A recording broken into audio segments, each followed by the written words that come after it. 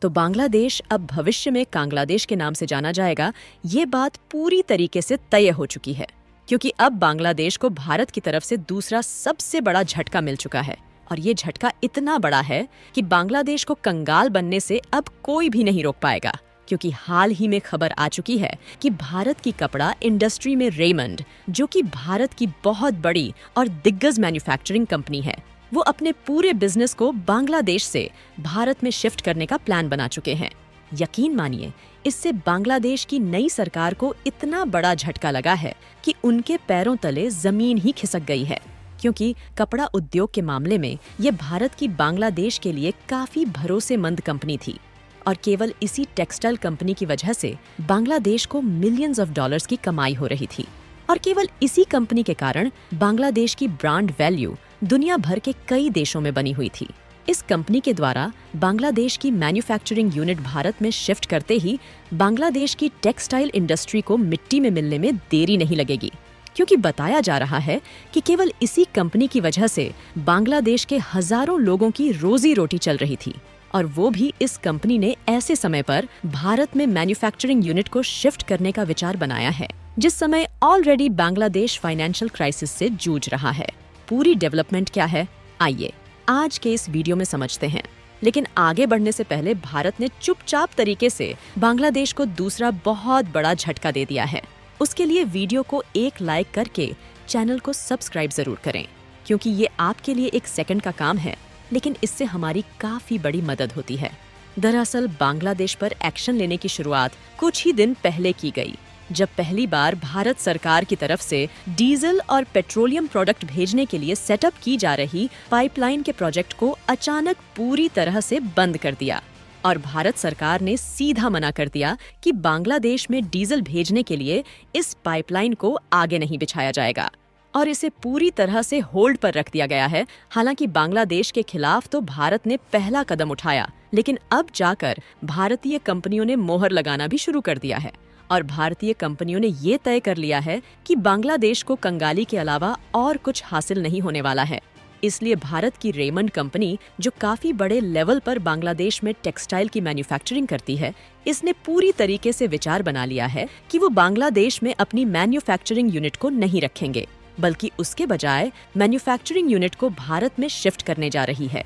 और केवल यही एक भारत की टेक्सटाइल मैन्युफैक्चरिंग कंपनी नहीं है जो कि बांग्लादेश से भारत में शिफ्ट होने जा रही है, बल्कि इसके अलावा टेक्सटाइल मैन्युफैक्चरिंग की जो छोटी मोटी कंपनियां हैं, वो भी बांग्लादेश से भारत में शिफ्ट होने का विचार बना रहे हैं। आपको बता दें कि रेमंड टेक्सटाइल प्रोडक्शन और कपड़ा उद्योग के मामले में अपने बेस्ट क्वालिटी वाले गारमेंट्स और फुटवेयर्स के कारण दुनिया भर के देशों में पहचान बनाए हुए हैं।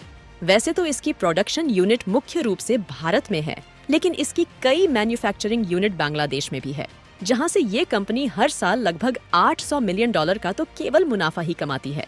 बांग्लादेश, जो गारमेंट्स और टेक्सटाइल एक्सपोर्टर के मामले में दुनिया के सबसे बड़े देशों में गिना जाता है, वो इन्हीं कंपनियों के कारण है। क्योंकि रेमंड के द्वारा बनाए गए गारमेंट्स और फुटवियर्स की क्वालिटी इतनी अच्छी होती है कि उनके प्राइस महंगे होने के बावजूद भी दुनिया भर के देशों के बड़े बड़े ब्रांड गारमेंट्स की सप्लाई लेने के लिए इसी कंपनी को ऑर्डर देते हैं। और आपको जानकर हैरानी होगी कि केवल इसी एक कंपनी की वजह से बांग्लादेश में बनाए गए टेक्सटाइल और गारमेंट्स का एक्सपोर्ट होने से कई 100 मिलियन डॉलर्स का टैक्स हर साल बांग्लादेश को मिलता है। और ये संभव इसलिए हो पाता है क्योंकि इस कंपनी के द्वारा बनाए गए गारमेंट्स महंगे होते हैं और दुनिया भर के बड़े बड़े ब्रांड इसी कंपनी को ऑर्डर देते हैं। लेकिन अब बांग्लादेश अपनी गलतियों के कारण ही भारत की इस कंपनी से भी हाथ धोने की नौबत पर पहुंच गया है और खुद का मिलियंस ऑफ डॉलर्स का नुकसान करने की ओर आगे बढ़ चुका है। और वो भी ऐसे समय जब खुद बांग्लादेश के हालात पूरी तरह से बिगड़ चुके हैं और अपनी अर्थव्यवस्था तक संभालने के लिए उनके पास पैसे नहीं बचे हैं। इसलिए बांग्लादेश की चाहे तो अंतिम सरकार हो या फिर वहाँ के भारत विरोधी लोग, इस खबर को सुनते ही उन सभी के होश उड़े हुए हैं।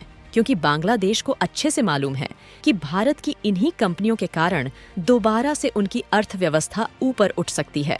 लेकिन अगर ये भारत वापस चली गई तो उनका दोबारा से ऊपर उठना बिल्कुल भी संभव नहीं है। और बांग्लादेश चाहे जितनी भी चीनी कंपनियों को अपने देश में क्यों न बुला ले, वो कुछ दिनों के लिए बांग्लादेश में तो आएंगे, अपनी प्रोडक्शन यूनिट भी सेटअप करेंगे, लेकिन बांग्लादेश के नाम का फायदा उठाकर वैश्विक मार्केट में एक्सपोर्ट करके अपनी झोली भरेंगे।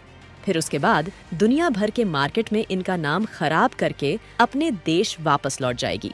और बांग्लादेश को सबसे बड़ा झटका इसलिए लग रहा है क्योंकि ये बात केवल इंडियन कंपनी की नहीं है जो बांग्लादेश से भारत में शिफ्ट हो रही है, बल्कि यही हाल दुनिया भर की कई बड़ी बड़ी क्लॉथिंग मैन्युफैक्चरिंग कंपनियों और बड़े बड़े फैशन ब्रांड का है, जो कि बांग्लादेश से निकलकर भारत में शिफ्ट होने का विचार बना चुकी है।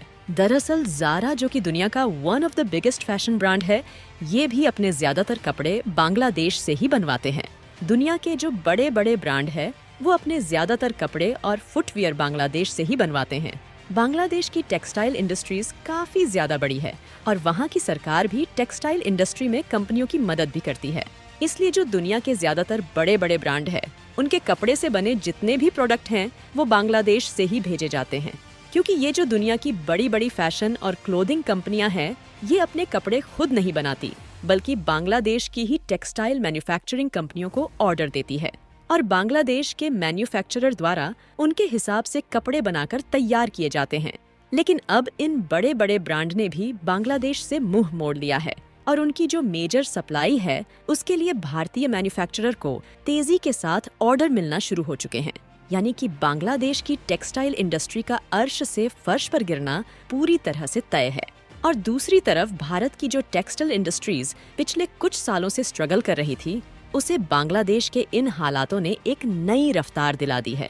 फिलहाल देखा जाए तो भारत का जितना फायदा होने जा रहा है, उससे 100 गुना ज्यादा बांग्लादेश का नुकसान होने वाला है। क्योंकि भारत की अर्थव्यवस्था बहुत बड़ी है, इससे थोड़ी बहुत फैक्ट्रियां भारत में आ जाएगी तो इससे भारत पर थोड़ा बहुत ही फर्क पड़ेगा। लेकिन जो बांग्लादेश पूरी तरह से टेक्सटाइल इंडस्ट्रीज पर ही डिपेंडेंट है, वो तो पूरी तरह से मिट्टी में मिल जाएगा, क्योंकि बांग्लादेश के पास इसके अलावा कुछ एक्सपोर्ट करने के लिए है ही नहीं। फिलहाल बांग्लादेश का भारत से पंगा लेने का अंजाम साफ साफ दिखने लगा है। इसके लिए कमेंट बॉक्स में भारत को बधाई जरूर दें।